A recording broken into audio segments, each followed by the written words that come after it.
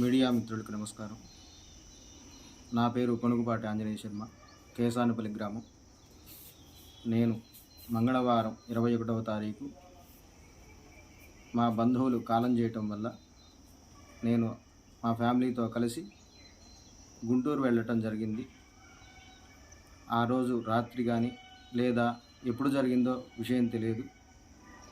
బుధవారం నైటు మేము వచ్చేసరికి మా ఇంటి తాళాలు పగలగొట్టి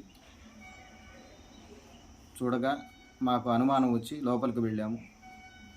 మా బీరువా అంతా కూడా గందరగోళం చేసి దానిలో ఉన్నటువంటి విలువైనటువంటి బంగారం 8 లక్షల రూపాయల దాకా బంగారము, 45,000 రూపాయల దాకా డబ్బులు దొంగిలించడం జరిగింది.